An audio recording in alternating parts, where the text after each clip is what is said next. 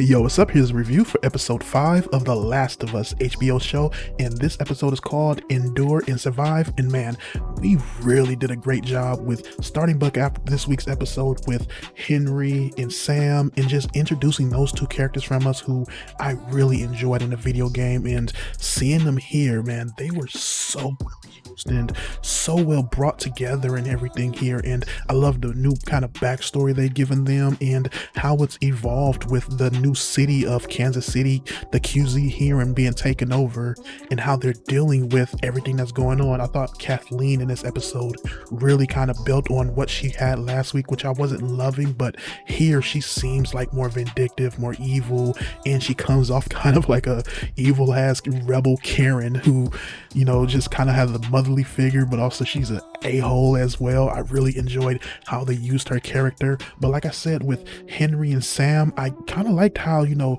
Henry's a kind of a rat, and, you know, he's not a great person because he's doing everything, yes, for his brother, but not really caring about the consequences of what's going on. I really enjoyed that about his character, and also the character of Sam and him being different from the game, where he's deaf here, and, you know, the way he follows his brother and the way they do all that stuff. I thought that was really, really well, especially them bringing the deaf character and using it the way they do it. I thought all that was really dope. And then you got Ellie and Joel, who, to me, you know, they did a really great job of kind of showing a caring between them two, and, you know, starting to get this camaraderie with Sam and Henry, and all that being broken down towards the end of the episode, which is really well done and everything, especially with Karen with the Kathleen and what she was doing here, and her troop and trying to find them. All that was really good. And then for everything to fully break down towards the end of the episode, where they think they finally gotten out and,